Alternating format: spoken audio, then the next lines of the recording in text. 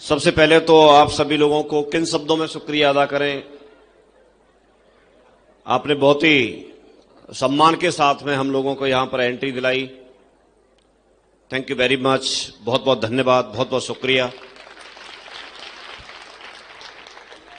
ज्यादा कुछ तो हम नहीं आपको दे सकते, लेकिन हां इतनी दुआ मैं जरूर मांग सकता हूं ऊपर वाले से कि आपका भी ऑल ओवर इंडिया में इसी तरह से स्वागत हो, इससे भी ज्यादा फूल माला आपको मिले।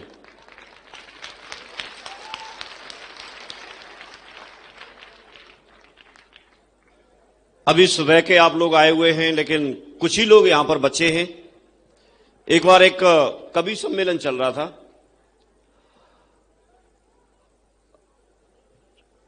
और सुबह 3:30 बज गए, रात को 9 बजे शुरू हुआ। लगातार कवि महोदय अपनी कविता कहते हुए जा रहे थे।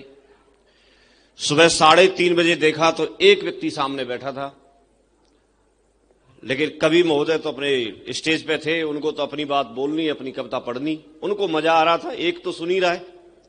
तो उन्होंने बीच में पूछा उनसे, महान भाव आप कविता के बहुत प्रेमी हैं। तो वो खड़ा हो गया, उससे नहीं रहा गया, बोला आपकी कविता गई तेल लेने, मैं इसलिए यहां पर बैठा हूं कि जो नीचे चद्दर बिछी है वो मेरी है, और आप कब कविता अपनी बंद करें, मैं कब चद्दर लेके जाऊं। तो अब यहां पर जो बचे हैं वो जिनका कुछ लेना देना है वही बचे हैं, बाकी जिनको ऊपर ऊपर से देखना था, समझना था, वो चले गए। मैंने एक कहानी, एक कहावत सुनी थी, हमेशा से ऐसा सुनते आए हम लोग कि जो हॉल के अंदर सबसे पहले एंट्री करता है और सबसे बाद में जाता है, कोई दुनिया में डायमंड बने या ना बने, लेकिन वो जरूर बनता है, और आप उनमें से हैं। एक तिब्बतियन कहावत है, एक आश्रम था और वहां के महागुरु जी को अपना उत्तरदायित्व देकर के कोई महागुरु जी बनाना था। तो उन्होंने अपने आश्रम से ही पढ़े हुए जो चेले थे पहले, वो जगह जगह पर रह रहे थे, तो वहां से डिमांड की कि एक कोई भेज दो, समझदार सा कोई देख करके, जिसको कि मैं अपना उत्तरदायित्व दे सकूं। तो जहां सूचना भेजी थी वहां से, उस आश्रम से उन्होंने 10 भेज दिए। कितने भेज दिए? 10 भेज दिए। अब वहां पर जो थे उनको बड़ा ऐसा लगा, यार मैं कैसे छांटता रहूंगा, और 10 में से एक छांटना पड़ेगा, 9 को मना करना पड़ेगा, उन 9 को अच्छा नहीं लगेगा, कैसे छांटूंगा। और निकल चुके हैं। तो वो 10 जो बिच्छू थे, 10 जो महागुरु जी थे, आज की भाषा में बोल रहे हैं, तो वो चले आ रहे थे, वो जो साधु थे। तो चलते चलते पहले आपने देखा होगा पैदल ही ज्यादातर चलते थे, साधन बहुत ज्यादा था नहीं। तो दिन छुप गया और एक गांव में जाकर के डिसाइड किया कि अब तो फिर यहीं रुकते रात को। तो वहां पर एक साहूकार थे, तो उनके वहां पर वो रुक गए। तो वहां चर्चा चल रही थी, आपस में जान पहचान हुई। तो साहूकार के पास में एक बेटी थी और शादी योग्य थी, उसके लिए ढूंढने से बर नहीं मिल रहा था। और वो साहूकार ने उनके सामने प्रस्ताव रख दिया, अपनी बात रख दी कि मेरे पास में एक बेटी है और एक ही बेटी है, घर जमाई बनने का मौका था। वहां चर्चा चल रही थी कि हर जगह सर्वत्र भगवान है, ईश्वर का वास हर जगह है, और वो बोले कि नहीं, तुम सब झूठ बोलते हो, कोई भगवान नहीं है, कोई ईश्वर नहीं है, कोई कुछ नहीं है। और उसको देख करके ये बात बड़ा दिल पे चोट बैठी, यार ये ऐसे कैसे बोल रहा है, भगवान नहीं है। उसने ठान लिया कि मुझे इसी को सुधारना है, इसी से ये कहलवाना है कि हां भगवान है। मेरी जिंदगी का मकसद यही है, जब तक इसको नहीं सुधार दिया, इसकी लहक नहीं निकाल दी, तो मेरा नाम नहीं। 9 में से एक व्यक्ति ने बोला आप जाओ, मैं इसको सुधार के ही मानूंगा, मेरी जिंदगी का मकसद यही है। एक वहां अटक गया उसको सुधारने में। फिर कितने रह गए? अब 8 ने चलना शुरू किया, कृपा होगी। तो उनमें से एक को समझ में आया कि मुझे राज पुरोहित की गद्दी मिल रही है, राजा को आदेश देने का, समझाने का, उसको गाइड करने का मौका मिलेगा। एक राजपुरोहित बन गया। ऐसे चलते लास्ट में वहां पर जो महागुरु जी ने जो बुलाया था, वहां एक ही पहुंचा। कितना पहुंचा? एक पहुंचा। तो ये तिब्बतियन कहावत है कि चलते 10 हैं लेकिन पहुंचता 1 है। आज आपके बीच में सफर मिलन यादव जी ने शुरू किया। उनके साथ बहुत सारे लोग चले, लेकिन वो छटके अकेले पहुंचे। ऐसे ये कारवां के साथ सफर शुरू किया शरद जी ने। शरद जी उस डायमंड क्लब में पहुंचे। अवध जी ने शुरू किया, अवध जी उस डायमंड क्लब में पहुंचे। यहां पर आज आपने 3 डायमंड्स की प्रमोशन देखी। नरेंद्र जी और हरिनाम जी जो दोनों सगे भाई हैं, उन दोनों की स्टोरी आपने सुनी। उन्होंने एक बात बोली, शायद आपने ध्यान दिया हो, कि हमसे ज्यादा अमीर हर व्यक्ति यहां पर बैठा हुआ है। उस पोजीशन से वो निकल के आए। तो मैं आपको यह समझाना चाहता हूं कि चलेंगे बहुत सारे लोग। कोई तो कहीं घर जमाई बन जाएगा, तो कोई कहीं राजपुरोहित की जगह संभाल लेगा, और कोई कहीं किसी और जगह किसी की लहक निकालने में या उसको सुधारने में अटक जाएगा कि मेरा मकसद तो यही था, किसी झगड़े में अटक जाएगा। ये समय है, लेकिन आप चलते रहोगे तो आप लास्ट में उस कुर्सी तक जरूर पहुंचोगे।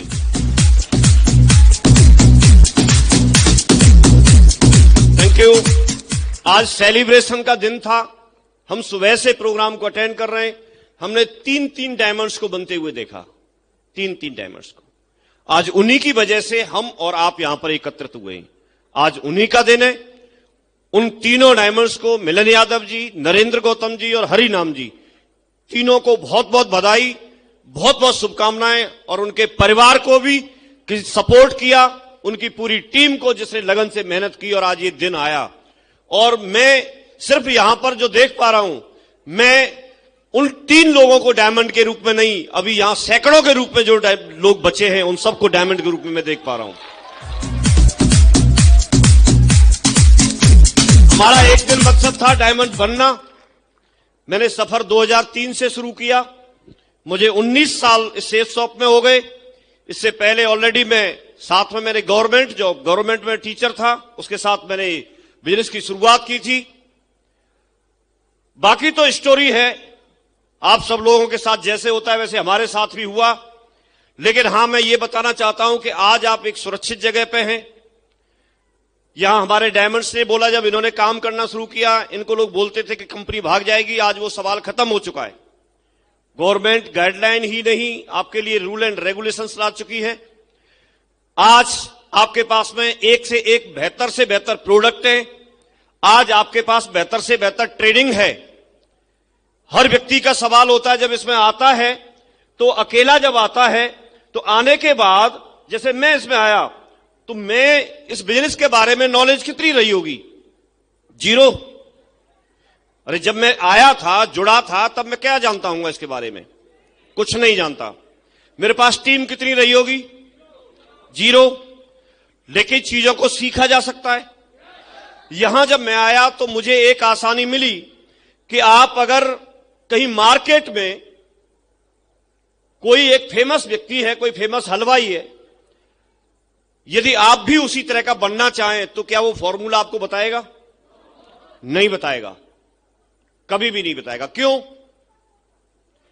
क्योंकि उसके धंधे को खतरा है, उसका बिजनेस जा सकता है। आप उसके कंपटीटर तैयार हो जाएंगे, यस और नो।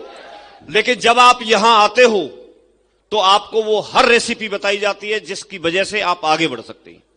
यहां मुझे मेरे अपलाइन ने बताया कि आप जहां खड़े होते हैं तो आपके लिए सेफ शॉप सर्विस प्रोवाइडर के रूप में आपकी जिम्मेदारी लेती है। वो आपकी जिम्मेदारी लेती है कि आप जितना चाहिए उतना सामान आप सेल कीजिए। वो जिम्मेदारी लेती है कि आपको नए नए प्रोडक्ट हम उपलब्ध कराएंगे। वो जिम्मेदारी लेती है कि आपको प्रोडक्ट की क्वालिटी हम प्रोवाइड कराएंगे। मेरा आपसे एक सवाल है, आप बताइए, अगर आप सिर्फ लखनऊ में बिजनेस करते तो आप जहां बिजनेस करते वो 10, 15, 20 किलोमीटर तक के ग्राहक आपके पास आ सकते थे, यस और नो? सच बात है कि नहीं? तो आप गोडाउन आप बनाते, जगह आप खरीदते। लेकिन अभी आप जुड़े हैं और आप इंडिया लेवल का बिजनेस कर रहे हैं, तो आपको गोडाउन नहीं, वेयर हाउस बनाने की जरूरत है, यस और नो? और वो जिम्मेदारी कंपनी ने ले रखी है। आप में से कोई भी व्यक्ति, एक व्यक्ति जो खड़ा हो जाए, जो जुड़ा हुआ है, अगर आज वो कंपनी के पूरे वेयर हाउस के माल को बेचना चाहे तो बेच सकता है कि नहीं बेच सकता है? बेच सकता है कि नहीं बेच सकता है? इतना बड़ा स्टॉक करने की जिम्मेदारी, क्या क्या प्रोडक्ट रखना है उसकी जिम्मेदारी, क्या एक्सपायर होगा नहीं होगा उन सारे लॉस नफा की जिम्मेदारी, कैसे मैनेज करना है इस बात की जिम्मेदारी सेफ शॉप ले लेती है। इतना महान बिजनेस है, सेफ शॉप उस बात की जिम्मेदारी लेती है और हम बिल्कुल फ्री रहते हैं, हमें कोई रिकॉर्ड नहीं रखना। सच बात है कि नहीं? ये बात मुझे बहुत अच्छी लगी। दूसरी बात मुझे यहां पर बताई गई कि जब आप मार्केट में कोई काम करते हैं तो आपको उसके बारे में कोई अनुभव नहीं होता, आपको उसके बारे में कोई जानकारी नहीं होती, और उस जानकारी को देने के लिए हमारे पास में अपलाइन है, हमारे पास में सिस्टम है, हमारे पास में सिस्टम है, और सिस्टम एक एक बात को आपको सिखाने के लिए तैयार होता है। यस और नो? सिस्टम के माध्यम से हम एक एक चीज को सीख सकते हैं, एक एक चीज को समझ सकते हैं। सिस्टम इस बात की जिम्मेदारी लेता है कि हम आपको सिखाएंगे, कंपनी इस बात की जिम्मेदारी लेती है कि हम आपको पूरा सर्विस प्रोवाइड करेंगे, और अपलाइन इस बात की जिम्मेदारी लेता है कि मैं आपके साथ चलूंगा। और उसके बाद चौथा पिलर आता है आपके पास में टीम का। टीम साथ देने के लिए आ जाती है। जैसे मिलन जी ने गोविंद जी का नाम लिया, कोई साथ नहीं हो लेकिन कोई तो साथ होता है, और ये हमेशा हुआ है। अगर आपका कमिटमेंट है तो आपके साथ कोई तो निकल के आता है। जब आप चलते हैं तो आपके जैसे लोग आपके साथ मिल जाते हैं। यस और नो? कारवां मैंने शुरू किया 2003 से, सर का सानिध्य मिला, सर के साथ में हमको गाइडलाइन मिली और हमने काम करना शुरू किया। सर अभी हमारे बीच से चले गए, आपने सुना उनके अंदर जोश, उनकी काबिलियत, उनका विजन, उनका मिशन, वो सारी चीजें जिसकी वजह से ये सब कुछ फल फूल रहा है। एक व्यक्ति का बहुत बड़ा एक विचार होता है और उस विचार को जब हवा दी जाती है, पानी दिया जाता है, उसके केयर की जाती है तो बहुत बड़ा कारवां बन के खड़ा होता है। यस और नो? और आज हम लोग उस एक बहाव में हैं, उस बहाव में हैं, और बहाव में अगर रहे, हम ट्रैक पे बने रहे तो हम लोग भी आगे पहुंचेंगे ही पहुंचेंगे। सबकी चेयर आगे आनी है, सबकी चेयर आगे आनी है, जैसे आप लोग आए हैं। और करना शुरू कर दिया धीरे धीरे करके। मैंने अपने साथियों को बताया, सबको बताया, कुछ लोगों को धीरे धीरे करके बता रहे थे, उसमें से कुछ लोग जुड़े, कुछ समय तक काम किया लेकिन वापस चले गए। और उसी भीड़ में जसवीर जी आकर के हमारे नेटवर्क में जुड़ गए।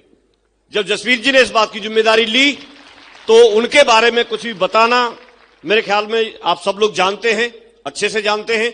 उन्होंने पूरी जिम्मेदारी ली और कारवां चलता चला गया। एक बार का वाकया, हम दोनों लोग बहुत मेहनत कर रहे थे, लेकिन जसवीर जी का एक 9,000 रुपए का चेक बनना था, और उसमें एक डीडी अगर चली जाए तो, एक ज्वाइनिंग अगर हो जाए तो वो 9,000 का चेक बन जाता। लेकिन हम करीब 5-6 महीने तक घूमते रहे, हम कोई एक व्यक्ति को नहीं जोड़ पाए। जो आज अगर हम दोनों को खड़ा कर दें तो शायद आप ऐसा ना सोच पाए, लेकिन ये फैक्ट है। और हम 6 महीने मेहनत करने के बाद भी नहीं जोड़ पाए। निराश होकर के कोई वहां पर काम बंद हो गया, कुछ कर नहीं पा रहे थे, चल नहीं पा रहे थे, तो व्यक्ति अपने रिश्तेदारों के, इनके उनके इधर उधर जाता है कि नहीं जाता है। तो खुर्जा में गए, शर्मा जी के गांव में जसवीर जी की खास रिश्तेदारी, वहां सिस्टर हैं, और वहां पर वो गए हुए थे। शर्मा जी से अचानक से मुलाकात होती है। शर्मा जी के पास भी बहुत ज्यादा कुछ था नहीं, लेकिन वो जुड़ने के लिए, कुछ करने के लिए तैयार थे। या विधि का विधान ऐसा था, आप ऐसा मान सकते हैं, कहीं ना कहीं से हमारे जैसे लोगों को, चाहत वाले लोगों को, कमिटमेंट वाले लोगों को मिलाता है भगवान। यस और नो? तो वहां पर मार्केट तो बहुत ज्यादा अच्छी उनकी थी नहीं, क्योंकि गरीबी में तो पता ही आपको, जब व्यक्ति गरीब होता है तो फिर बहुत सारे दुश्मन हो जाते हैं, और जब अमीर होता है तो फिर बहुत सारे लोग साथ देने के लिए भी, रिश्तेदारी बनाने के लिए भी आ जाते हैं।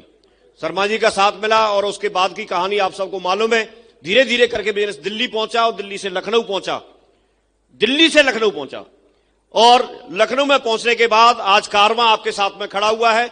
मिलन जी और गोविंद जी, इन्होंने काम करना शुरू किया और उसके साथ पूरा कारवां खड़ा हुआ।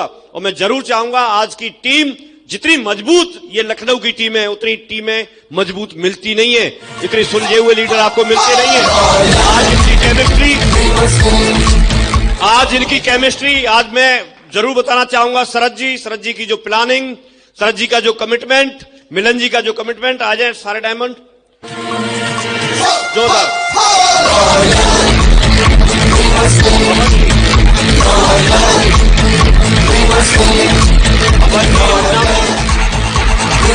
आज आप देखिए, एक एक व्यक्ति को आप देखेंगे, इनके बीच में आप रहते, इनके साथ आप रहते हो, ये आप लोगों के बीच में रहते हैं। इनकी ट्रेनिंग, इनकी सूझबूझ, इनकी मैच्योरिटी, पहले ये कहां रहे, कैसे रहे, वो नहीं पता। पहले का जब आप इतिहास उठा के देखेंगे तो हर व्यक्ति का, हर सक्सेसफुल व्यक्ति का चाहे प्रधानमंत्री जी हों, चाहे राष्ट्रपति जी हों, चाहे आपके कोई साइंटिस्ट रहे हों, चाहे कोई बड़े लेखक रहे हों, चाहे फिर आपके कोई वैज्ञानिक और आपके जितने भी सेलिब्रिटी हैं वो रहे हों, जब आप उनकी स्टोरी उठा के देखते हैं तो वो ऐसे ही कहीं ना कहीं से संघर्ष करके आते हैं। यस और नो, सच है कि नहीं? लेकिन आज आप देखिए, पांचों के पांचों आज सेलिब्रिटी हैं। आज लोग इनको इनके चेहरे से जानते हैं, इनके चेहरे से पहचानते हैं। आज इनके पास समझ है, इतनी समझ है कि ये किसी व्यक्ति को डायमंड तक तो लेके आ सकते हैं, डायमंड तक तो लेके आ सकते हैं। और मैं आपको एक ही मैसेज देना चाहता हूं कि आप सफल होना चाहते हैं, इनके साथ इनका पूरा रेड क्लब है और इन पे आशीर्वाद, ये त्रिमूर्ति यहां पर बैठी हुई है, इनको